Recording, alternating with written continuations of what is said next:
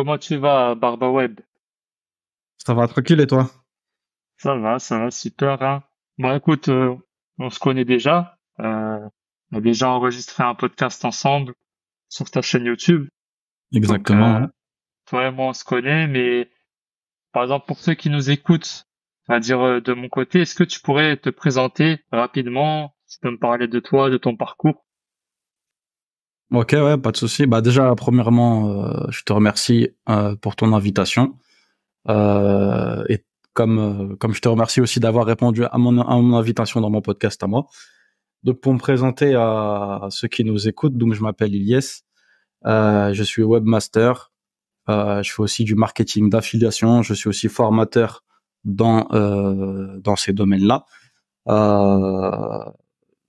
Euh, je suis pas mal présent donc sur les réseaux sociaux. Je parle aussi de mindset entrepreneurial, d'entrepreneuriat éthique. Donc voilà, c'est un peu ce que je fais. Euh, et voilà, et je partage mes connaissances et mon expérience du coup, que ce soit à travers ma formation ou à travers mes réseaux. Et ces métiers-là que tu fais actuellement, ça fait longtemps que tu les fais ou ça fait combien de temps à peu près que tu es déjà devenu webmaster? Donc moi, j'ai commencé tout ça il y a un peu plus de 3 ans, donc on va dire 3 ans et demi. Voilà, donc en commençant par me former et ensuite, comme tu le sais, il faut mettre en pratique. Donc j'ai lancé mon business et voilà, au fur et à mesure, je prends de l'expérience et je me perfectionne dans chacun de ces domaines-là. Et c'était quoi en fait la raison qui t'a poussé à te lancer en tant que webmaster? Donc donc si on revient un peu sur mon parcours, en fait, moi j'ai beaucoup fait de commerce en fait avant tout ça. Et le constat que j'en ai fait, c'est que clairement moi ça m'a juste permis de vivoter en fait. Donc voilà, je pouvais comment dire, payer ce que j'avais à payer quoi au quotidien comme facture, comme les différents frais qu'on a. Mais voilà, je pouvais pas avoir d'argent de côté pour pouvoir investir, avoir des projets, pouvoir voyager, etc. Donc ça a été difficile, difficile, mais c'était bon, c'était la réalité. Donc il fallait, j'ai commencé à prendre un peu de recul et me dire est-ce qu'il n'y avait pas une autre solution. Et en fait, il y avait la prestation de service, donc notamment là dans le domaine du web, parce qu'il fallait que je puisse avoir une activité qui me permette d'avoir une certaine liberté donc géographique et aussi professionnel, c'est-à-dire pouvoir travailler avec qui je veux, organiser mon emploi du temps comme je veux, et l'adapter en fonction de voilà d'autres choses comme mes valeurs ou ma famille. Et je voulais aussi avoir donc une liberté aussi financière, donc qui me permet de gagner des revenus qui me permettent de faire plus que de vivoter, donc de pouvoir investir, d'avoir des projets, de voyager, etc. Donc ça a été ce qui m'a poussé vers les domaines du web. Euh, donc ce qui est assez marrant, c'est que en fait, si on revient un peu en arrière, donc la première fois que j'ai touché à ces domaines-là, et j'étais encore au collège, donc je me souviens avec un collègue, on apprenait à utiliser Photoshop. Voilà, on était un peu des geeks à cette époque-là, donc on va dire que ça allait, ça peut aller ensemble. Et il se trouve que des années plus tard, on a commencé à me parler donc de la création de sites web, du métier de webmaster. Donc il y avait des personnes dans mon entourage qui avaient cette activité-là ou qui m'ont parlé de cette activité-là, mais j'ai pas tilté jusqu'à même en fait mon propre petit frère qui est développeur. Et j'ai pas tilté en fait jusqu'au moment où je me suis dit ah pourquoi pas moi. Et c'est là que j'ai commencé à me former, donc d'abord dans les langages du web. Donc après ça, on reviendra dessus quand certainement tu me poseras la question sur la formation. Ouais, c'est ça. Bah, en fait, je voulais aussi te demander, comme tu as dit, t'avais un petit frère qui était déjà développeur. Et toi, en fait, c'est quoi la Ouais. différence entre un développeur et un webmaster, par exemple? Parce que tous les deux, on pourrait confondre, on pourrait se dire qu'un Donc, développeur, c'est un ouais. webmaster, ou un webmaster, c'est peut-être un développeur aussi. Enfin, c'est quoi un webmaster? Donc, moi, en fait, je suis webmaster, mais spécifiquement dans le domaine de WordPress. Donc, je travaille que sur WordPress. Donc, WordPress, c'est un CMS, donc un système de, euh, de gestion de contenu qui va être codé. Donc, derrière tout ça, il y a évidemment du code. Donc, qui dit code dit développeur. Donc, il y a des développeurs derrière WordPress. Maintenant, les développeurs, ils ont un champ beaucoup plus large que celui de simplement être webmaster et un champ beaucoup plus large que celui de WordPress, forcément. Donc ils peuvent toucher à tout. Voilà, chacun il va spécialiser dans certains langages. Ils peuvent aussi coder des applications. Donc ils peuvent assurer donc tout ce qui est webmaster, que ce soit sur WordPress ou sur un autre CMS. Alors que moi, mon champ, ma spécialité à moi, c'est vraiment réduit à WordPress, même si je sais transformer, donc on en avait déjà parlé ensemble, une application en, plutôt un site WordPress en application mobile Android. C'est pas l'équivalent d'une application qui va être native codée par un développeur. Donc ça, c'est la différence, je pense, qu'il y a entre les deux. Moi, je suis beaucoup plus niché. Je suis beaucoup plus niché et j'ai recours qu'à des solutions no code, même si derrière il y a du code. Ouais, c'est ce que tu dis, en fait, c'est, toi, t'es plus spécialisé dans tout ce qui est no-code, mais en fait, même moi, on va dire à l'heure actuelle, je m'intéresse énormément au no-code parce que enfin, moi, j'entends beaucoup parler de MVP, de il faut lancer un business rapidement, il faut tester son business, etc. Et en fait, Ouais, par exemple, engager un développeur, ça peut revenir cher. Par exemple, tu vas engager un développeur pour faire, je sais pas moi, un MVP ou autre, ça peut revenir très cher. Alors que c'est vrai que utiliser des outils no-code, déjà, c'est un gain de temps. On va beaucoup plus rapidement une fois qu'on les maîtrise. Et ça peut être aussi au niveau du coût peut-être moins cher qu'un développeur enfin, quand on le paye à la journée, quoi. Et c'est pour ça que même moi, exactement. je Ouais. m'intéresse énormément au no-code, même si j'avais fait un petit peu dans le passé du WordPress et que, bon, je touche un petit peu à WordPress, mais j'en fais pas tous les jours. Mais c'est vrai que, franchement, c'est une compétence qui est, pour moi, est très, très importante à avoir. Par exemple, moi, là, en tant que développeur, je vais me former en no-code. Euh, alors que je pourrais très bien développer une application ou un site internet, full code, mais bon, on va dire le temps, des fois, si c'est pour tester, mieux vaut aller au plus simple, au plus rapide. Et, Ouais, exactement. Ouais. et justement, en fait, En fait, ouais. non, Non, vas-y. vas-y.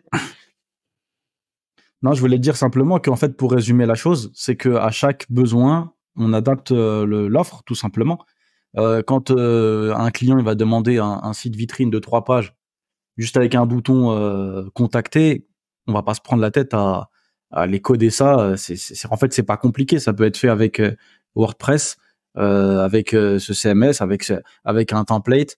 Voilà. À partir du moment où le site il va être esthétiquement, il va être beau, qui va être fonctionnel, donc sans bug, qui va être sécurisé, qui va être optimisé, on a joué, on a rempli toutes les cases, Ça. si on peut Ouais, dire. non, c'est ça, moi, je suis tout à fait d'accord avec toi. C'est vrai que moi, en fait, au début, parce que j'avais fait un petit peu de WordPress avant de me lancer dans l'apprentissage du développement web. Et je m'étais dit, ouais, je fais plus de Ouais, WordPress, je touche plus à ça. Ouais, le code.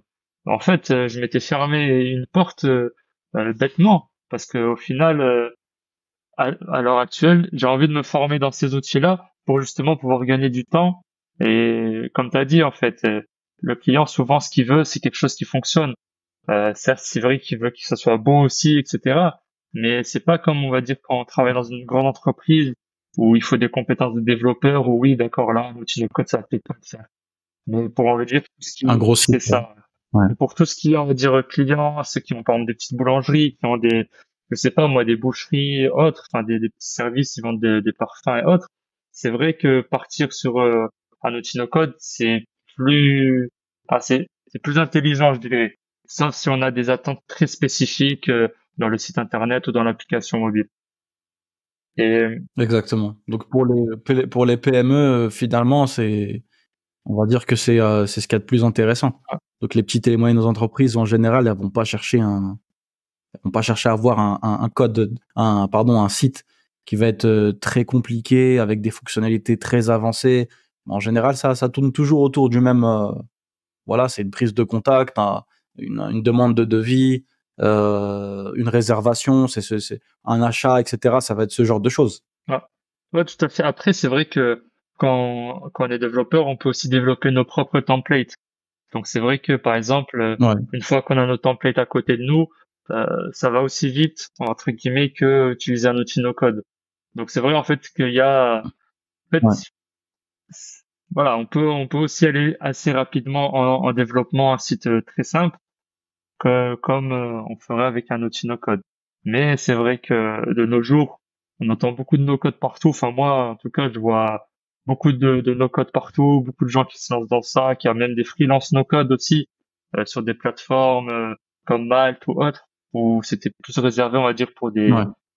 des développeurs, etc. Là, il y a aussi des freelances qui sont freelance no code. Donc ça bouge énormément et il faut suivre souvent des fois les tendances. Faut pas rester tout le Ouais, temps fermé exactement. et se dire ouais le code c'est le meilleur, le reste non merci. Mais bon, Exactement. Comme tu l'as dit, oui, faut avoir l'esprit ouvert, large et faut voir large, quoi, dans ce ouais, domaine. complètement. Et du coup, comme tu me disais tout à l'heure, en fait, comment tu t'es formé au métier de webmaster, sachant que toi, tu avais un petit frère qui était développeur. Pourquoi est-ce que t'as pas continué Ouais. enfin, dans le même trajet que lui, quoi?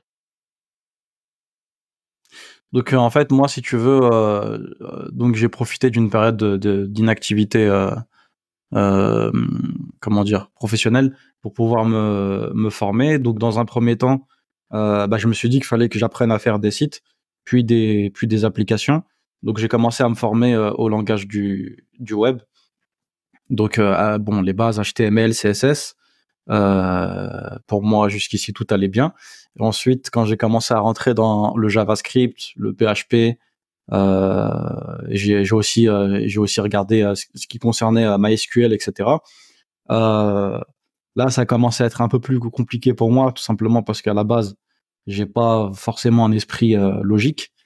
D'ailleurs, c'est pour ça aussi que dans mes études, je me suis pas du tout tourné vers tout ce qui était scientifique, mathématique, etc., mais plutôt entre guillemets, si on peut dire littéraire, comme j'ai fait des études de droit.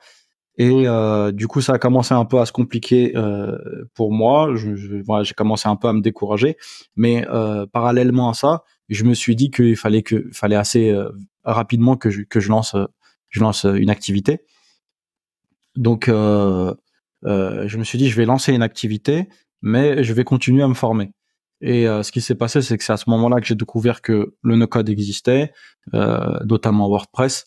Et c'est là que je me suis aussi formé à WordPress et que je me suis lancé sur WordPress en tant que webmaster WordPress. Où est-ce que je me suis formé? Donc, je me suis formé via les cours gratuits d'Open Classroom, donc dans un peu tous les domaines. Donc, le code, tout ce que j'ai cité comme code. Je me suis formé à WordPress. Je me suis formé aussi dans tout ce qui tourne en fait autour du marketing digital. Donc, un peu de SEO, un peu de SEA, un peu de Facebook Ads, un peu de community management. Donc, j'ai essayé de regarder un peu tout ce qui gravitait autour de cette activité-là, non pas parce que je voulais avoir toutes ces casquettes-là, ça m'intéresse pas. Moi, je préfère être vraiment spécialisé dans une niche et essayer d'exceller en fait dans mon domaine, mais simplement parce que je voulais avoir une vision globale de la chose et ça pouvait m'être utile aussi demain si par exemple j'ouvre une agence, parce qu'à l'heure d'aujourd'hui je suis freelance, j'ai pas d'agence, mais demain si j'ouvre une agence, voilà, je sais community management, qu'est-ce que c'est, qu'est-ce qu'il doit faire, euh, quels vont être les tarifs qu'il va appliquer, etc. Et tout ça en fait pour tous les métiers du web qui vont tourner autour du mien. Donc Open Classroom, j'ai aussi tenté de faire financer ma formation. Donc pour avoir la formation payante proposée par Open Classroom dans le développement web, je crois que c'était développeur full stack. JavaScript, c'est ça que je voulais faire. Sauf que ma demande donc de financement a été refusée. Et c'est pour ça que je me suis tourné vers les cours gratuits. Donc j'ai enchaîné les différents cours, tout ce que j'ai pu te citer. À côté de ça, je me suis aussi formé avec quelqu'un qui est développeur, donc sur FreeCodeCamp, je pense que tu connais. Donc ça nous a permis de faire un tas d'exercices, d'avancer donc dans les différents niveaux et de simuler en fait du code. Donc c'était vraiment pas mal. On avait presque terminé euh, le euh, le camp en fait là le bootcamp qu'il y avait à faire. Donc principalement oui, c'était ces deux sites là sur lesquels je me suis formé, donc en autodidacte pour la plupart de ce que j'ai fait. Et voilà, jusqu'à l'heure actuelle, je continue de me former pour me perfectionner dans mon domaine. Donc voilà pour la formation et l'histoire de comment je me suis lancé. Ouais, on se lançait presque pareil. Moi aussi, j'avais commencé sur Open Classroom. Sauf que moi, je crois que j'avais choisi Ouais, la mauvaise formation parce que les débuts, en fait, je devais apprendre WordPress. Donc, faire des sites de ouais. réservation pour des chalets, je crois, sur WordPress, etc. Enfin, dans ma tête, moi, je pensais avoir fait, enfin, que j'avais fait pour la formation, justement, JavaScript, full stack. Mais je me retrouvais à faire du Alors je peux te WordPress. voir. Ouais, je me retrouvais à faire du WordPress. Ensuite, c'était du code, hein, parce qu'ensuite l'autre module c'était sur du PHP et tout ça. Mais je me disais, oh, ben j'ai pas envie de faire ça. C'est pas ça que je veux. C'était pas assez approfondi pourquoi. Ouais, Ouais. non, parce que c'était pas ça en fait que je voulais du tout. Et moi j'ai pas finalisé la formation Open Classroom, parce qu'il disait aussi de faire un stage, je crois, ou de l'alternance, je me souviens plus. Du coup, bah moi Ouais, ouais, c'est ça pour à la valider. fin de ta formation, ouais, tu rentres en alternance. Ouais, c'est ça pour valider. Et moi, comme je voulais déjà partir vivre à l'air, je me suis dit bon, c'est soit je reste pour faire Ouais, ça, intéressant. soit je pars. J'ai décidé de partir et je suis passé aussi justement par FreeCodeCamp, leur chaîne YouTube aussi avec des Ouais, tutos de 30 heures, des fois de 18 heures, enfin, sans publicité en plus. Enfin, franchement, sont très forts. Il y a beaucoup de contenu chez eux. Donc je vous recommande. Après, il faut parler anglais. ouais, Faut un peu ouais, gérer l'anglais un petit peu, mais non, ouais. très bien aussi.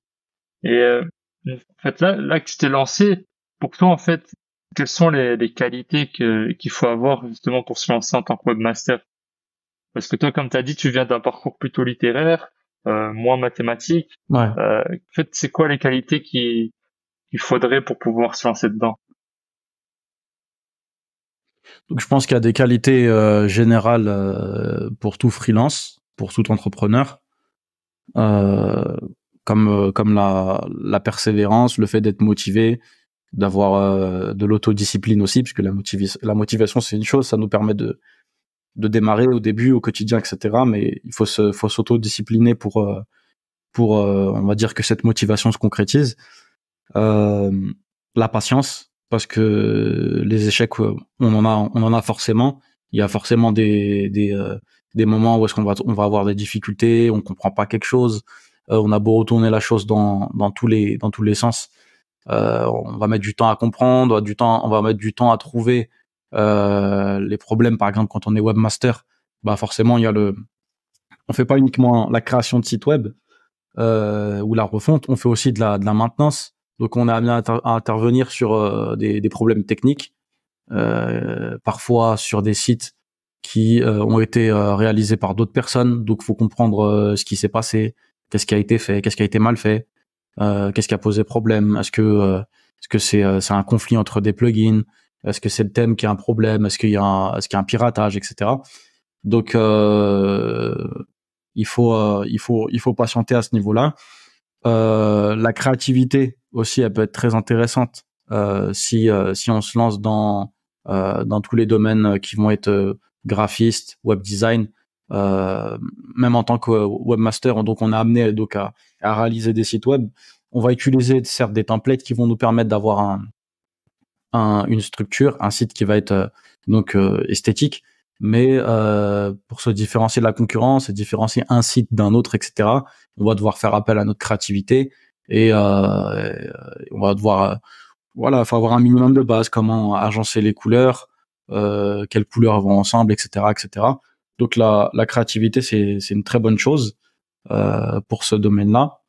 Qu'est-ce que je pourrais citer d'autre? Moi, je pense que c'est tout au niveau des qualités. Peut-être t'en as d'autres à rajouter, toi? Je sais Non, en pas. fait, faut surtout être, pour moi, être curieux et savoir chercher aussi. Faut chercher, chercher, chercher. Oui, exact. Ouais. Enfin, faut pas se dire, ah, ça marche pas, bah, je sais pas, et puis s'arrêter. Il faut vraiment persévérer et voilà, chercher partout. Parce que, bon, en plus, Ouais. maintenant, il y a des outils comme l'intelligence artificielle qui permettent d'aller encore beaucoup plus vite. Donc, en vrai, Dans la ouais, recherche. c'est ça. Donc, en vrai, dans tout ce qui est métier du web, enfin, ça peut aller beaucoup plus rapidement maintenant. Il y a des outils qui nous permettent d'aller assez vite. Ouais. Et tu as dit quelque chose d'intéressant au début, en fait, c'est la discipline. Euh, en fait, moi, en fait, je vais rebondir sur autre chose, c'est parce qu'il y a des personnes qui peuvent se lancer en tant que webmaster quand ils sont tout seuls. Il y en a, ils ont une vie de famille, ils veulent se lancer en tant que webmaster, mais voilà, ils ont une famille à côté, et souvent ils ont peut-être un travail aussi à côté. Donc en fait, qu'est-ce que tu Ouais. pourrais conseiller à ces personnes qui ont envie de se lancer, mais que voilà, il y a des choses qui bloquent un petit peu à droite à gauche. Est-ce que tu conseilles de lâcher tout ce qu'ils ont à côté, bon, pas leur famille, hein, mais leur travail, ou, ou de faire Ouais. un petit peu, mais régulièrement, de trouver 1 heure, peut-être 30 minutes, je sais pas si ça suffit. Enfin, qu'est-ce que tu pourrais dire à ce niveau-là? Alors, bah, moi, je dois parler en connaissance de cause parce que comme je t'ai dit, quand je me suis lancé, en fait, quand je me suis formé, j'étais dans une période où je travaillais pas en tant que salarié. Tout de suite après ma formation et le lancement de la Barba Web, j'ai repris un travail. Donc je me suis retrouvé avec la Barba Web et un salariat en même temps. Et à nouveau après, je me suis à nouveau trouvé sans emploi, mais avec la Barba Web. Donc en fait, j'ai cumulé formation, non activité, j'ai cumulé business avec salariat et à nouveau business avec enfin une absence d'emploi. Donc en fait, c'est tout simplement l'organisation. Donc comment ça se passait? Moi, je faisais les 2-8 quand j'étais salarié et j'essaye toujours de trouver tous les jours 2, 3, voire 4 heures pour pouvoir avancer donc sur mon projet. Et en fait, il faut pas se dire oui, si j'ai pas 8 heures par jour sur sur mon business, ça sert à rien que je fasse que je me lance ou ou je laisse tomber si je me suis déjà lancé. Non, en fait, tout le temps il va être bon à prendre. Tout le temps il va être bon à prendre, même si c'est juste 1 heure par jour. On essaye de faire en sorte que cette heure, on organise bien notre travail. On va prioriser donc nos tâches. Euh, on va donc essayer de travailler dans un environnement qui va nous permettre d'être focus sur nos tâches. Et tous les jours, on va avancer dessus. Et même si c'est qu'1 heure par jour, c'est toujours bon à prendre. Et non, je leur conseille pas du tout s'ils sont déjà salariés, je leur conseille pas du tout de lâcher leur emploi. Donc moi, j'ai été amené à arrêter, mais parce que moi j'étais intérimaire. Donc voilà, la mission s'est arrêtée. Mais pour quelqu'un qui est salarié, qui a un CDI, moi ce que je peux lui conseiller, c'est ce que j'aurais fait en tout cas à sa place, c'est que donc il lance son business, donc il se forme, ensuite il lance son business et s'il en a la possibilité, il investit ce qu'il gagne en fait avec son business, il le réinvestit, il le réinjecte dans son business.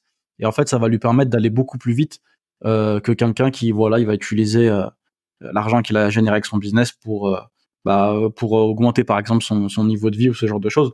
En réinvestissant en fait dans son business, dans des leviers d'acquisition, il va par exemple tout ce qui va être la publicité payante, le référencement naturel, etc. Ça va lui permettre d'aller beaucoup plus vite dans son business, donc d'avoir plus de clients, de faire plus de ventes, etc., etc. Et il peut faire ça jusqu'à un certain seuil. Donc, en fait, si tu veux, ce dont je viens de te parler, en fait, ça s'appelle le, comment dire, scaler un business. Et scaler un business, donc on parle de scaler un business quand on va dépasser 40% de on va faire plus 40% en fait sur 3 années consécutives. Et ce qui va se passer donc, c'est que on va sortir en fait du cercle un peu vicieux des revenus irréguliers, parce que ça c'est quelque chose qui touche pas mal de gens qui se lancent dans l'entrepreneuriat. Et on va essayer d'avoir un peu des revenus qui vont être réguliers, conséquents. Et au fur et à mesure, on va essayer de dépasser notre salaire. Voilà. Donc si tu as un salaire à 1500 euros, tu vas essayer de faire en sorte d'avoir de générer plus de 1500 euros de revenus avec ton business, et que tu sois tout le temps au-dessus de 1500. Voilà, c'est pas une fois 500, une fois 200, une fois 3000, etc. Et là, donc après, à la personne de voir si c'est intéressant pour elle de quitter son emploi à ce moment-là ou pas. Et il faut savoir que t'as pas forcément besoin d'avoir le même, euh, d'avoir une entrée avec ton business qui est équivalente à ton revenu. Parce qu'en fait, si à la base tu souhaites pas rester dans le pays dans lequel tu vis et que tu souhaites donc t'expatrier vers un pays où la vie est beaucoup moins chère, c'est possible que avec 1000 euros tu puisses vivre convenablement. Donc là, à ce moment-là, les objectifs ils vont être différents. Donc moi, je conseille pas du tout aux gens d'arrêter tant qu'ils n'ont pas atteint cet objectif-là. Après, chacun va avoir ses propres objectifs, bien sûr. Ah bah, écoute, c'est quelque chose de très intéressant parce que moi j'ai fait complètement l'inverse de toi. En fait, tout ce que Ouais, tu m'as dit, moi j'ai fait complètement l'inverse et justement, je dis ça parce que j'aurais bien voulu qu'on me dise ce genre de choses avant. Moi, ça a été ouais, vraiment, je travaillais à l'époque où j'apprenais le code, j'étais employé en usine, etc. Et du coup, en ouais. fait, j'en avais marre de pas passer plus de temps à apprendre à coder et à coder. Donc voilà, tout ce que Mhm. la simple chose que j'ai faite, c'est de démissionner. Je suis allé, j'ai dit bon, je vais démissionner, etc. Et voilà, c'est ce que j'ai fait. Du coup, bah, moi, je vivais sur mes économies. Hein, ça a duré un petit moment. Ah. Mais c'est vrai que ce que tu dis, enfin, honnêtement, c'est mieux de faire ce que toi t'as dit plutôt que prendre des risques comme moi j'ai pris. Bon, après, on prend des risques, des fois ça paye, Ouais, etc. Donc mais voilà, ouais. Ouais. c'est très aléatoire. C'est très aléatoire. On peut pas tous arrêter son emploi pour se lancer à fond dans quelque chose et qu'après, ben voilà, quoi. On risque de payer les conséquences. Ouais, surtout que comme t'as dit, surtout quand t'as une C'est famille, en fait. ça, ouais. C'est une C'est responsabilité. ça, c'est ça. Ouais, c'est pour ça en fait que je t'ai demandé, parce que ben, moi, dans mon entourage, j'en connais beaucoup qui aimeraient se lancer dans les métiers du web, mais que voilà, ils ont aussi une Ouais. famille, donc ils savent pas trop en fait. Des fois, ils se lancent, ils font par exemple 1 heure, 2 heures, mais après ils font plus rien pendant 3 semaines, un mois. Après, ça revient. Enfin, ouais, c'est un peu compliqué. Là, et comme t'as dit, il faut être discipliné, parce que la motivation, tu peux l'avoir sur le coup, mais il faut se discipliner, il faut faire, même si on n'a pas forcément envie de le faire, mais voilà. On va dire, Exactement, exactement. mieux Ouais. vaut 30 minutes tous les jours que 1 heure, Ouais. Rien tous du les tout. mois, quoi. Ouais. Ouais, après, c'est comme tout, hein. Cette règle-là, elle est valable dans le business, elle est valable dans le sport, elle est valable dans plein de choses, hein. La régularité, c'est ce qui Ouais, paye. complètement. Complètement d'accord. Et du coup, bah, toi, tu disais que tu étais webmaster depuis 3 ans, mais est-ce que le milieu de Ouais. webmaster, à l'heure actuelle, est-ce que c'est un milieu qui est saturé? Enfin, est-ce que, il y a beaucoup de gens? Est-ce que c'est difficile d'y rentrer à nouveau ou pas du tout? Alors, moi, quand je me suis lancé, j'ai même pas regardé cet aspect-là, dis-toi. Donc, voilà. En fait, ça m'a simplement plu. Je me suis dit, bah, je vais faire ça, tout simplement. Ça remplit ça coche toutes mes cases. Donc, ça permet une liberté géographique. Donc voilà, je vais pouvoir travailler simplement avec mon PC, une connexion Internet, euh, d'où je veux, d'où j'aime vivre. Et au niveau financier, bah les choses se font petit à petit, mais c'est intéressant. Euh, et voilà. Et au niveau professionnel, bah je travaille à l'heure actuelle, je travaille avec qui je veux. Et ça me permet j'organise mon emploi du temps comme je souhaite par rapport aux autres aspects de la vie, la famille, etc. Donc moi, à partir du moment où j'avais ça, j'ai pas cherché à savoir. Une fois que je me suis lancé ensuite sur le web, je vois qu'il y a plein de webmasters, il y a plein de d'agences, et je me suis dit en fait il y a du monde. Je me suis pas dit que c'était saturé, mais je me suis dit quand même il y a du monde. Et après bah tout simplement, enfin j'ai compris une chose. Après je pense que tout le monde a compris ça, c'est que dans ce milieu-là il faut se distinguer. Donc la distinction elle va se faire dans la communication. Il faut être authentique, faut être sincère dans ce que tu fais. Je rajouterai aussi transparent parce que tout le monde ne l'est pas forcément. Et en fait, il y a un tas de choses que tu peux faire. En tout cas, le mindset que tu vas avoir toi en entrant dans ce marché-là, ça va t'aider en fait à ne pas avoir peur de la concurrence. Donc déjà, ce que j'ai cité, il faut savoir aussi que de base, quand tu vas regarder les statistiques en ce qui concerne la demande de sites web, ça reste toujours intéressant parce que les business, il y en a tous les jours qui fleurissent, chaque jour. Donc si tu regardes juste sur Instagram le nombre de comptes de commerce qui sont lancés, c'est assez c'est assez conséquent. Après, je parle pas des autres réseaux sociaux, mais à mon avis, c'est un peu partout pareil. Donc tout ça va être des gens qui, quand ils vont se lancer, ils ont pas, c'est des petits business. Quand ils vont se lancer, ils ont pas forcément de site, donc c'est des clients potentiels. Peut-être qu'ils voudront un site dès le départ, peut-être qu'ils voudront un site quelques temps après leur lancement. Donc ça c'est déjà intéressant. La demande elle est croissante, donc il y a de la place en fait pour tout le monde. Moi c'est ce que j'ai vu après avec le temps. Maintenant ça fait plus de 3 ans et demi que je me suis lancé. Il y a du pain pour tout le monde. Il y a du pain pour tout le monde. Les élèves de ma formation, ceux avec lesquels je suis resté en contact, eux-mêmes, ils ont des clients, donc je vois que leur portfolio, il est en train d'évoluer, il est en train de se développer. Je vois les collaborations qu'ils font avec les clients, etc. Donc moi, ce que j'en ai constaté, c'est ça, c'est qu'il y a du pain pour tout le monde. Faut pas avoir peur. Faut se démarquer. Ok. Et je voulais dire autre chose, mais j'ai oublié en disant ça. Oui, il y a pas, en tant que webmaster, il y a pas uniquement en fait comme on se contente pas uniquement de la création de sites web, on a aussi le marché de ceux qui ont déjà un site web. Donc notamment la refonte. Voilà, peut-être que ce site web en termes esthétiques, il est plus à la page, donc on peut leur proposer une refonte. En termes d'optimisation, quand on va scanner un site, on va voir qu'en termes de vitesse, c'est pas ça du tout. Donc on apprend on sait comment l'optimiser, la vitesse d'un site. Donc on peut proposer une optimisation. Optimisation en termes de sécurité. Tous les sites web qui sont réalisés, ils sont pas forcément sécurisés. On peut rajouter des couches de sécurité. Euh, on peut proposer aussi la transformation d'un site WordPress qui est déjà existant en application mobile, etc., etc. Donc, moi au début, je t'ai parlé que de la création de site web, mais en vérité, comme on a tout un panel de prestations qu'on peut proposer, on n'est pas fermé. Et voilà, tout ça, ça nous permet d'avoir une diversité de clients.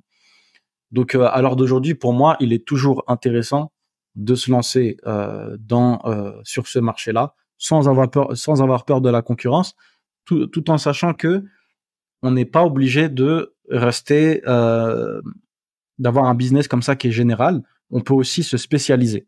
Donc, tu peux aussi te spécialiser, par exemple, dans la création de sites web pour les VTC, chauffeurs privés, taxi.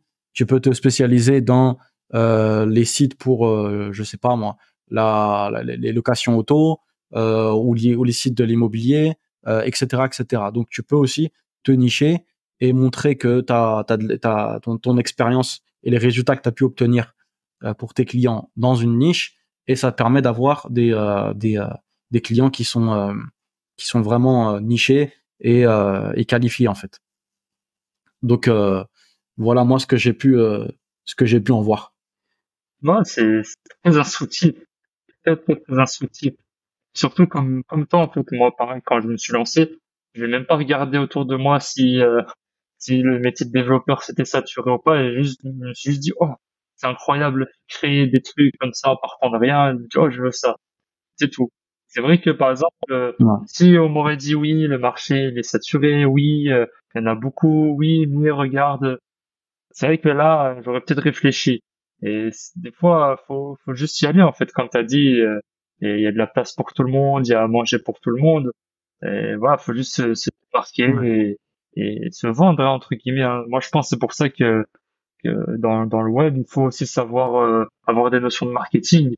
Enfin, je trouve que c'est très important. Moi, au début, c'est vrai que j'en avais Ouais. pas du tout. Enfin, moi, j'étais juste, oh, développeur, je vais développer ça. Enfin, j'étais très, pas naïf, mais j'étais tout enjoué. Genre, ah, je vais développer ça, c'est trop bien. Ah, ça, c'est trop bien. Et c'est vrai qu'en fait, à la Ouais. fin, il faut se dire, bon, ok, c'est bien, mais voilà, il faut penser en plus, on va dire en mode business. Il faut plus penser comme ça, ta. Donc, donc ouais, c'est très, très, très important. Exactement. Ouais. Et Et ouais, si je peux rajouter une chose, c'est que bon, malheureusement, hein, mais la réalité, c'est que tout le monde, enfin, étant donné que le chemin de l'entrepreneuriat est semé d'embûches, tous les gens qui se sont lancés au moment où toi tu t'es lancé, ou même qui se sont lancés avant, euh, demain ils seront peut-être plus là en fait. mm, Il y a pas mal de gens que je connais qui s'étaient lancés au même moment que moi. Bah, aujourd'hui, ils ont laissé tomber. Bon, pour X raisons, hein. Il y en a qui vont, ça va être des raisons personnelles, familiales, de santé. Ils ont repris un boulot à côté. Ils ont perdu la motivation, etc., etc. Ça veut dire que c'est pas parce qu'aujourd'hui tu vois qu'il y a X webmaster sur Instagram que demain il y aura le même nombre. Il y en aura des nouveaux et il y en aura certains qui existaient au moment où toi t'existais, qui se sont retirés, ou certaines personnes carrément qui sont parties faire autre chose, qui sont partis carrément faire autre chose, qui sont allés se, parfois il y a des gens qui se forment sur WordPress en tant que webmaster. Ensuite, qu'est-ce qu'ils vont faire? Ils vont se dire, ah, ils me font une compétence supplémentaire qui va me permettre de, voilà, de me distinguer de la concurrence. Et voilà, par exemple, le référencement naturel. Donc, je vais faire des sites WordPress avec tout ce que ça comprend, donc esthétique, fonctionnel, sécurisé, optimisé. Mais en plus de ça, j'ai proposé une prestation de référencement naturel.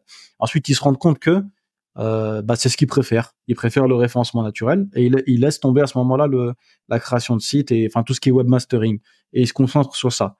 Bah, du coup, ça fait un concurrent en moins, hein, j'ai envie de dire. Et comme ça, il y en a pas mal. Ils ont commencé avec WordPress, après ils ont fait du copywriting.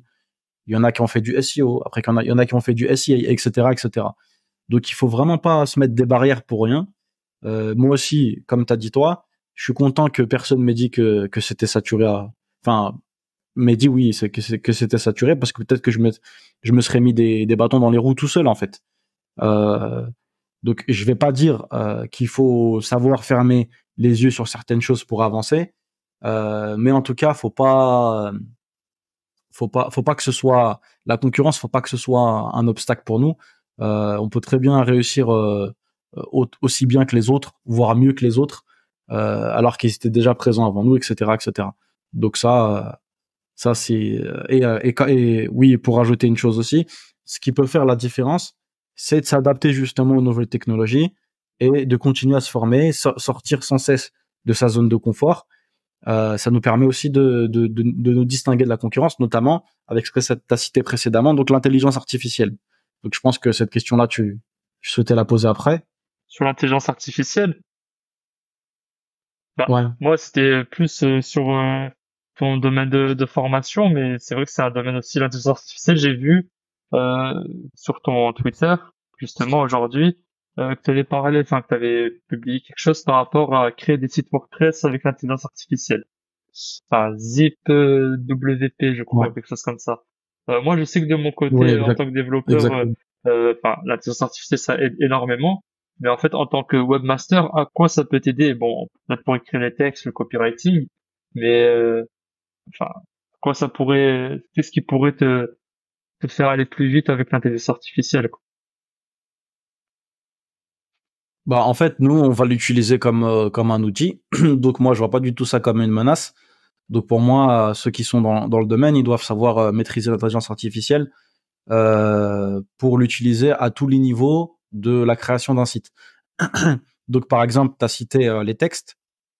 Donc, on est amené à mettre du contenu textuel donc sur nos sites. En principe, c'est le client qui le fournit, mais on peut être amené nous à fournir nous-mêmes les textes. Donc, ça peut être intéressant de savoir maîtriser par exemple ChatGPT pour générer des textes. Bien sûr, les textes, on va pas les laisser tels quels parce que quand on regarde Google, les robots de Google peuvent détecter, enfin, ils vont détecter que c'est des textes générés par l'intelligence artificielle.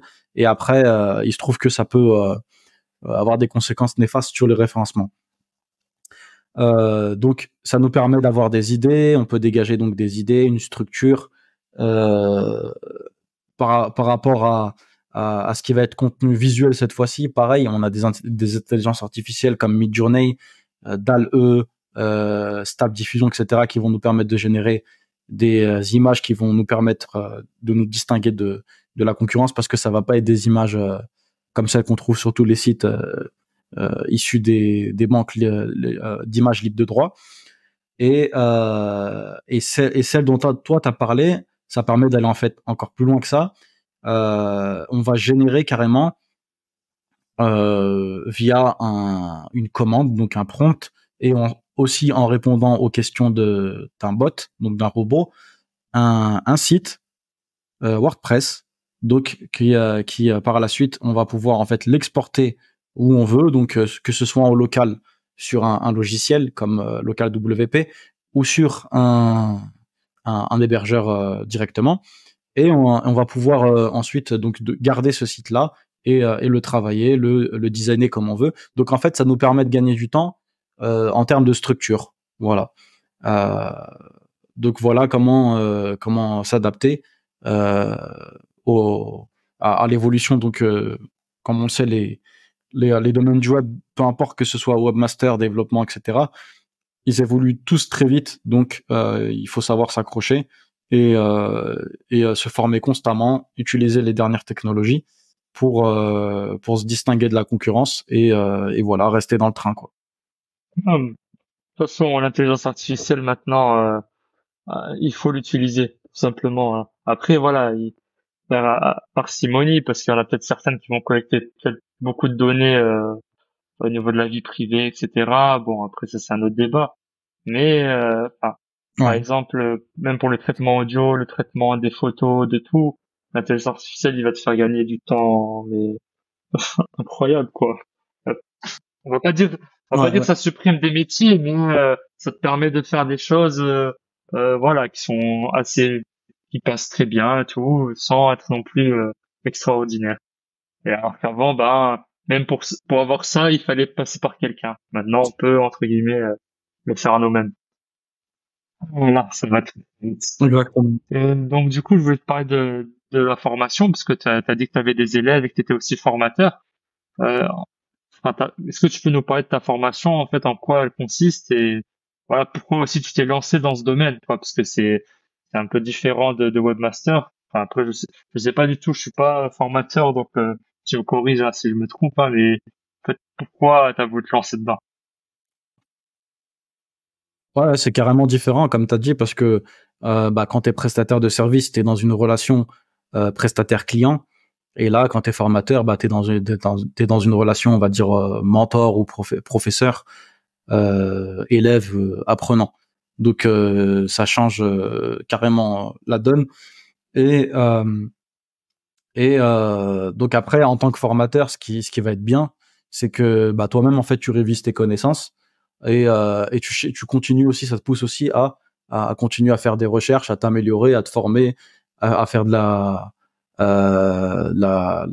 veille digitale pour pouvoir justement continuer à mettre à jour ta formation, etc., etc.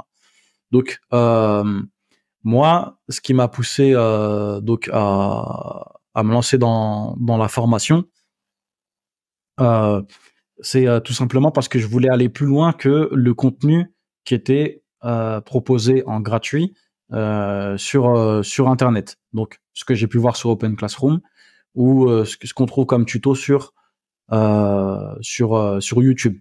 Et comme tu le sais, donc de façon générale, on va trouver que on n'approfondit pas avec ce genre de contenu qui sont gratuits.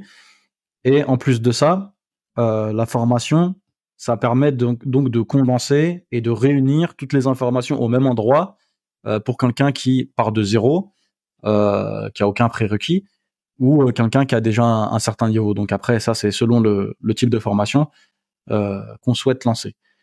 Et à côté de ça aussi, la formation, ça permet d'avoir un suivi, quelqu'un qui va répondre à nos questions sur le cours, qui peut éventuellement nous aider aussi dans notre premier projet. Donc voilà par rapport à la formation. La formation en elle-même, qu'est-ce que c'est? En fait, c'est une première formation dans laquelle je transmets donc mes connaissances et mon expérience dans le métier de webmaster WordPress. Donc, qu'est-ce qu'on apprend à faire? On apprend à réaliser un site web, donc que ce soit un site vitrine, un site e-commerce, un blog. On apprend à donc on va travailler bien évidemment le design, mettre en place les fonctionnalités. On apprend aussi à l'optimiser, donc en termes de vitesse. On apprend à le sécuriser. On apprend aussi à le transformer en application. Et on apprend aussi à en assurer la maintenance. Donc pour pouvoir par la suite proposer en fait toutes ces prestations là à des clients ou pouvoir les donc en tant que freelance ou agence de communication ou pouvoir utiliser ces connaissances là donc pour nous-mêmes. Donc par exemple pour quelqu'un qui serait créateur de contenu qui veut lancer son blog et le monétiser, quelqu'un qui serait commerçant qui veut lancer son site e-commerce et tout automatiser sur son site, donc la livraison, l'achat, les paiements, etc. Ou quelqu'un aussi qui serait prestataire de service et qui veut se faire connaître sur le web. Donc ça sert à toutes ces personnes-là. Donc voilà pour la formation. De quoi il s'agit? Quel est le sujet? D'accord, mais est-ce que, t'as une petite question comme ça, mais est-ce que c'était déjà arrivé d'avoir un élève, enfin, avant, ça a été un client à toi et c'est devenu un élève ensuite, une formation? Alors j'ai eu un peu tous les profils si tu veux. J'ai eu des clients qui sont devenus élèves. J'en ai eu un. Attends, que je me souvienne, j'en ai eu qu'un seul, je crois. Ouais, j'en ai eu qu'un seul. J'en ai eu qu'un seul. J'ai eu aussi des élèves qui ont été élèves d'autres formations, donc qui sont venus compléter en fait ce qu'ils ont vu dans les autres formations avec ma formation. Euh, et en termes de profils sociaux, il y a eu vraiment tout, hein. Donc des mères au foyer, des personnes en reconversion professionnelle, des gens qui voulaient lancer donc un side business, donc qui sont déjà salariés et qui veulent à côté savoir avoir ces compétences là pour pouvoir soit devenir webmaster en freelance ou lancer leur agence. Donc j'ai vraiment eu tout type de profil. Et enfin, c'était pas compliqué au début de se lancer en tant que formateur. Enfin, par exemple, le fait de s'enregistrer, etc. Enfin, parce que même moi, des fois, avant, je me disais peut-être je vais te former, etc. aussi. Mais c'est vrai que le fait de Ouais, s'enregistrer, après, on se pose des questions. Enfin, moi, je sais que il y a beaucoup ça qui s'appelle le syndrome de l'imposteur chez les développeurs et chez les ouais, designers, peut-être partout, hein, je pense qu'il y en a partout. Où on se dit, oui, mais peut-être que ouais, je c'est suis pas excellent. légitime Ouais. de former, qui je suis pour former. Enfin, moi, j'ai déjà parlé avec certaines personnes qui m'ont dit que le fait de former les gens, ça te permet de te former toi aussi encore mieux. Tu vois. Ouais, c'est formateur. Ouais, ouais, non, ouais, c'est vrai. Non, en fait, ce syndrome dont je parle, en fait, on l'a même avant même d'être formateur. On l'a quand on est prestataire, tu vois. Quand tu dois facturer un client tant d'euros pour telle prestation, au tout début, tu te dis mais qui je suis pour faire ça, tu vois. Donc avant même d'être formateur, tu l'as. Et ensuite, quand t'es formateur, tu l'as à nouveau en fait. Tu l'as à nouveau. Donc il faudrait un vaccin et le rappel du vaccin. Mais je pense que c'est quelque chose que de toute façon, je sais pas si on s'en débarrasse définitivement, tu vois. Ça peut revenir à différents moments de notre vie, je pense. Mais ce que tu as dit par rapport à la formation, effectivement, c'est formateur d'être formateur.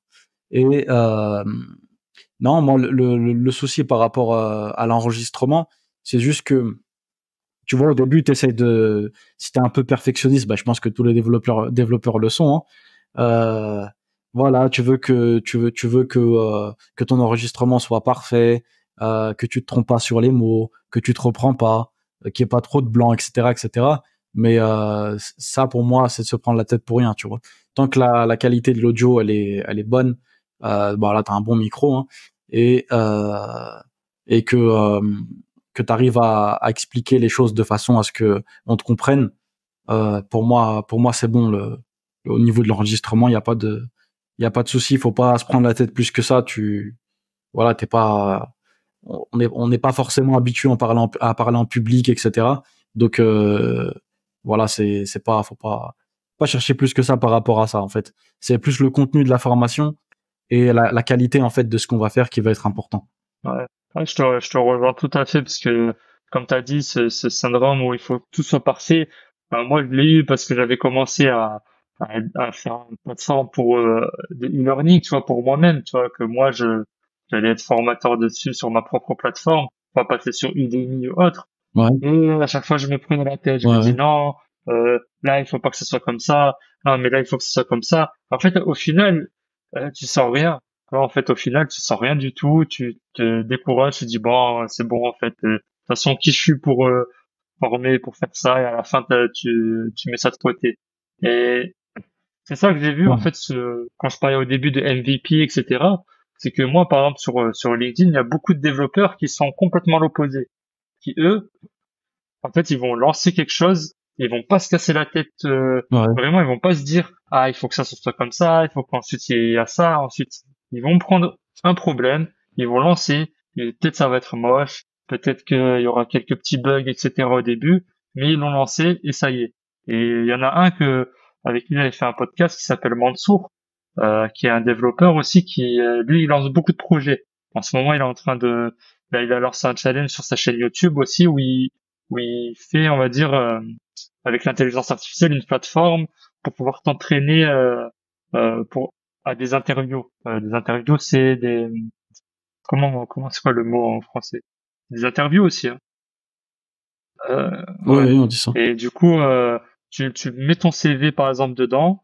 Ensuite, avec l'intelligence artificielle, ça va générer des questions et ça va te poser les questions en fait directement. Et toi, tu peux répondre oralement. Et après, ça va te faire un résumé, etc. pour que tu puisses t'entraîner aux futures interviews que tu auras. Aux Aux entretiens. entretiens, voilà le mot.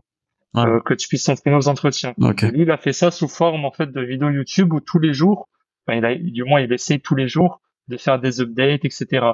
Et il y a des bugs, c'est peut-être pas le truc le plus beau, mais en fait, bah voilà quoi, il le fait, il se prend pas la tête. Et j'en avais parlé avec lui dans mon podcast, et c'est ce qu'il dit en fait. Hein, il se lance et voilà quoi. C'est- il se casse pas la tête sur il faut rajouter 50 fonctionnalités, il faut que ça fasse un Ouais. looping, ensuite que ça fasse comme ça. Enfin, et c'est ça, Les ouais. détails.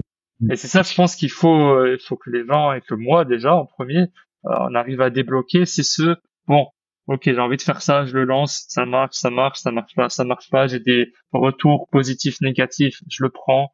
Voilà, c'est vraiment le faire et puis pas se prendre la tête. Pareil pour se former en tant que webmaster, faut pas se dire bon, il y a du monde, bon, il y a ça, il faut OK, je veux, allez, je me lance et on verra. Et faire les causes tout simplement.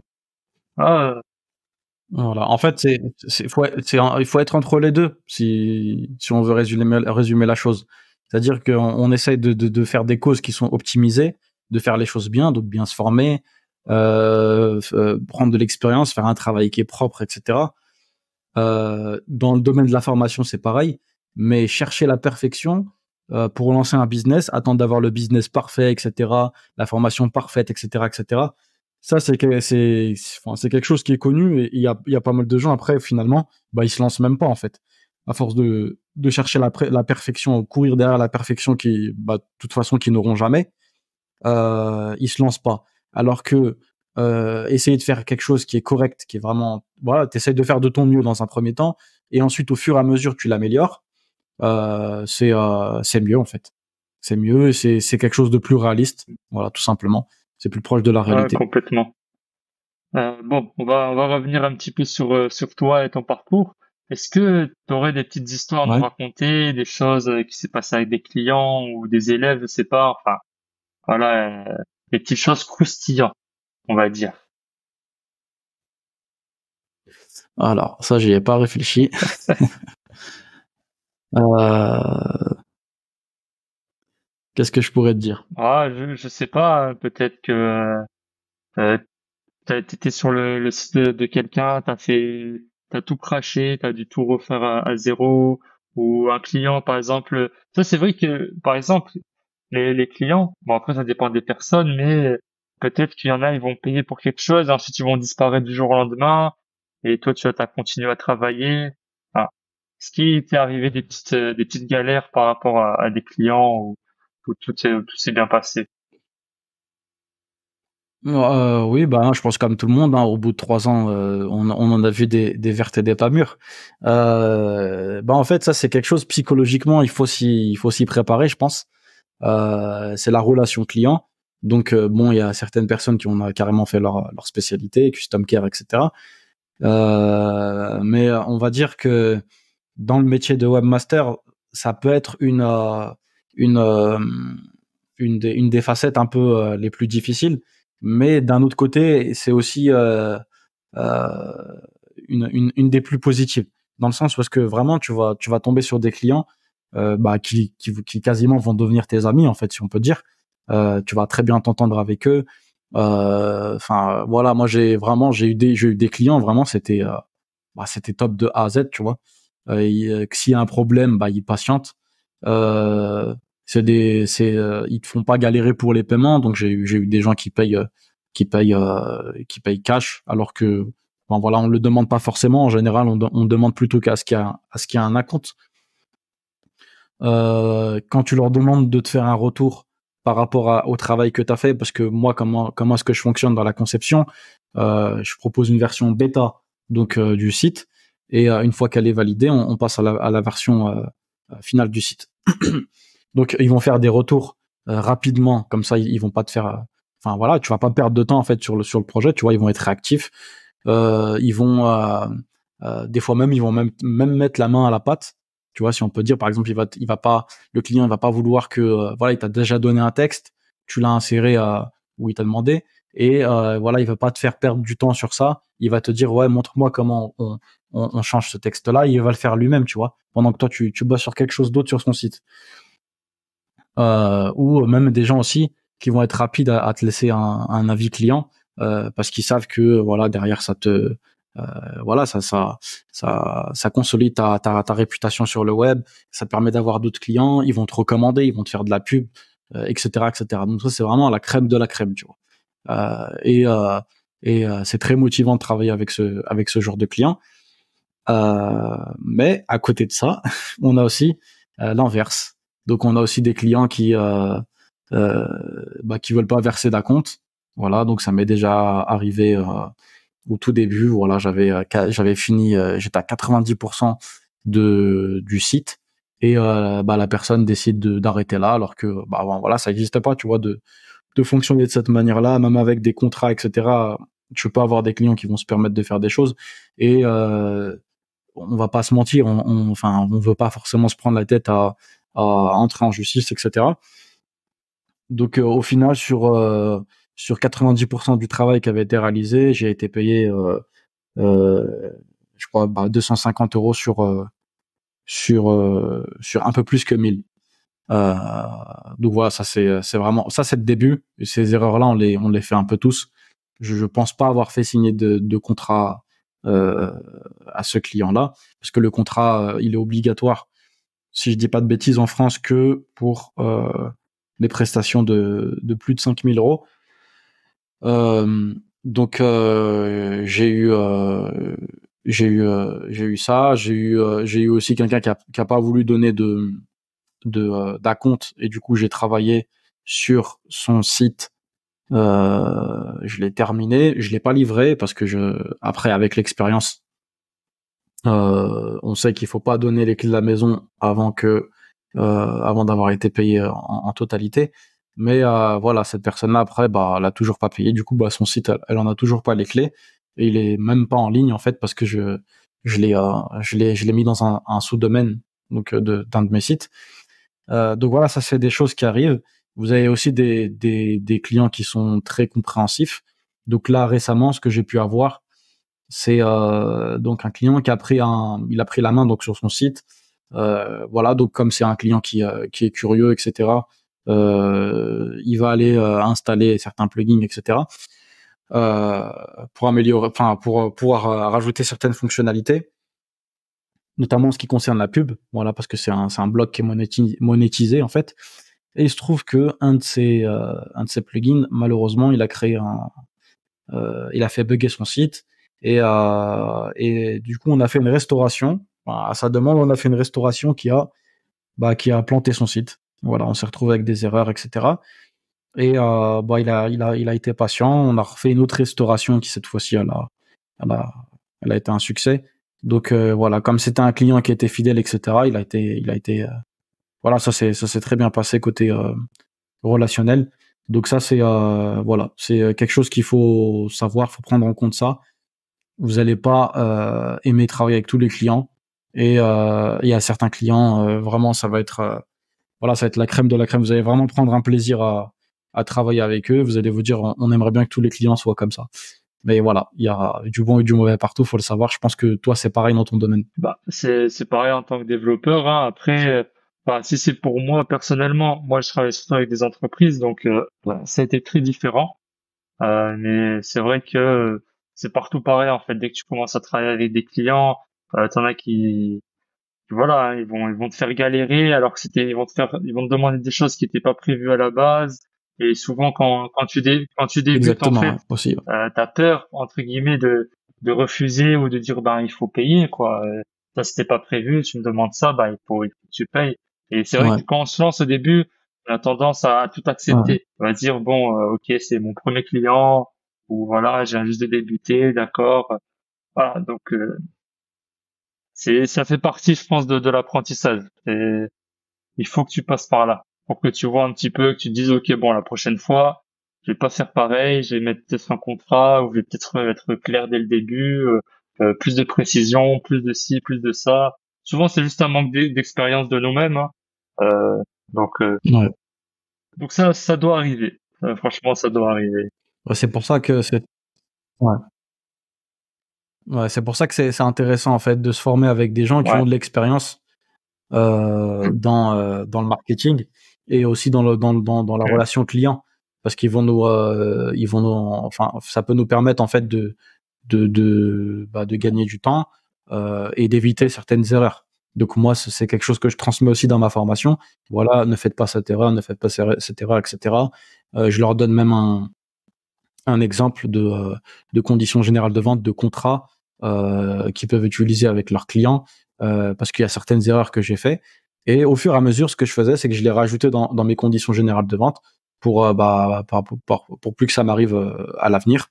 Et voilà, comme tu as dit, ouais, ça fait partie du truc et justement, je pense que c'est aussi le syndrome de l'imposteur qui est, on va dire, qui va être une cause du fait qu'on a honte de dire à notre Ouais. client non ou ça fonctionne pas comme ça ou on fait un autre contrat pour cette prestation supplémentaire et un autre devis et un autre paiement, etc., etc.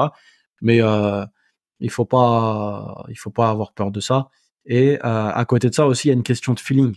Donc au fur et à mesure, on commence à développer un peu une sorte, voilà, lui je le sens pas trop, ce client, dont avec la façon dont il va nous parler ou par rapport à sa demande, etc. Euh, voilà, on va adapter en fait notre, voilà, est-ce que je vais être plus pro carré, etc. Ou voilà, je vais être plus cool avec ce client, etc. Selon ce qu'on peut voir. Et il faut pas se dire oui, je vais perdre un client. Franchement, sincèrement, je pense pas avoir regretté d'avoir d'avoir entre guillemets loupé un client. Au final, il s'est avéré en fait que pour moi c'était plutôt un bien. Donc à ce niveau-là, bon là, faut pas se dire que je vais perdre le client. Il faut voilà, on fait les choses le plus carré possible en étant courtois et voilà et en étant juste aussi dans ce qu'on fait. Bah, nickel. Bah, franchement, j'ai rien à dire. t'as fini en beauté. Du coup, moi, je voulais juste te demander où est-ce qu'on peut te retrouver. Tout à l'heure, j'avais parlé de ton Twitter, parce que bon, je viens de me créer un Twitter, donc il faut bien sûr l'alimenter, hein. Donc, dis-moi où est-ce qu'on peut te retrouver. Ouais. Donc on peut me retrouver. J'ai un site web, donc labarbaweb.com. J'ai aussi le site de la formation Web Business Academy.com. Et je suis présent aussi sur les réseaux sociaux, Facebook, Instagram. J'ai une chaîne Telegram, j'ai une chaîne YouTube.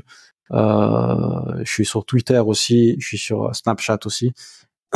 Donc voilà, un peu partout. Parfait. Bon, de toute façon, quand cette vidéo sortira sur YouTube, il y aura tout en description, hein. Ça, c'est à moi de mettre sur YouTube. Ça, c'est pas un souci. Et du coup, est-ce que tu aurais un dernier mot Ok, pour motiver les personnes à se lancer? Je pense que ça a été très, très, très clair. En plus, t'es en motivation et discipline. Mais si tu as quelque chose à dire, n'hésite pas.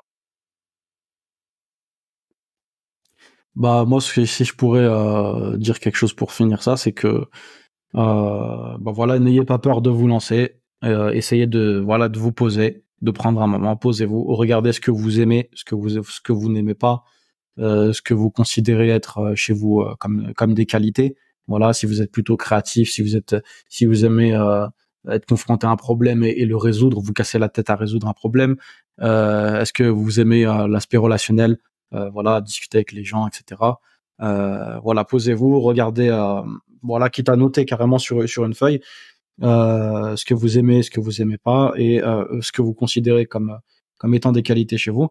Et derrière, essayez de voir à quel métier du web est-ce que ça peut correspondre. Et ensuite, formez-vous. Essayez de choisir une formation qui va être, voilà, allez voir ce qu'il en est de cette formation.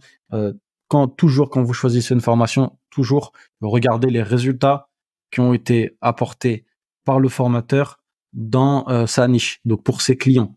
Il faut pas uniquement se concentrer sur les avis des élèves. Ça vient, pour moi, ça vient en deuxième plan. Donc on regarde l'expérience.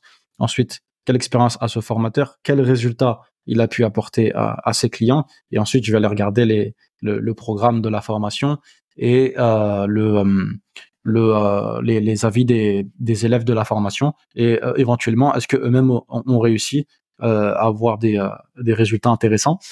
Euh, voilà, tout en sachant que vous pouvez très bien réussir, comme vous pouvez très bien échouer dans le domaine. C'est des domaines comme les autres. Comme je l'ai dit, moi, j'étais dans le commerce avant d'être dans la prestation de service. Et dans le commerce, malgré tous les commerces que j'ai pu faire, voilà, ça a jamais été aussi intéressant pour moi que la prestation de service.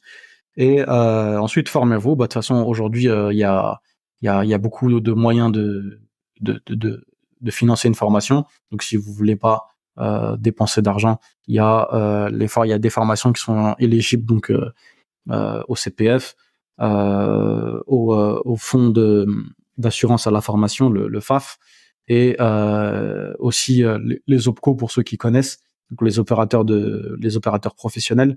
Donc d'ailleurs ma formation est éligible à ces trois moyens de financement. Et et voilà, dites-vous que la formation c'est un investissement, c'est pas une dépense. Donc formez-vous, et ensuite ce qui va faire la différence c'est la pratique. Donc on va pas se mentir, vous n'allez pas sortir d'une formation en étant un expert, ça n'existe pas. Donc vous allez maîtriser en fait des outils, des connaissances, et vous allez appliquer, et c'est ce qui va faire la différence.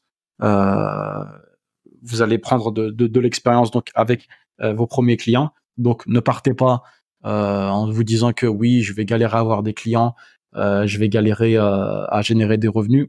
Les choses, elles peuvent se faire petit à petit. Ça peut aller aussi très vite si vous investissez dans des leviers d'acquisition. Euh, et voilà, vous allez progresser au fur et à mesure. Votre portfolio, il va s'agrandir. Votre réputation sur Internet, elle va se construire. Et, euh, et voilà, les choses vont se faire avec le temps. Donc, voilà, c'est ce que je peux dire pour terminer. Lancez-vous, et n'ayez pas peur. Bah, écoute, c'est parfait. En tout cas, je te remercie, Elias Barbaweb, hein. Euh, On se tient au Merci à toi. courant. Et je pense que ça y est, hein. On peut se dire à la prochaine, hein. Ouais, ouais, c'est bon pour moi. Quand on se refera une Allez, autre. merci pour tout. Merci à toi.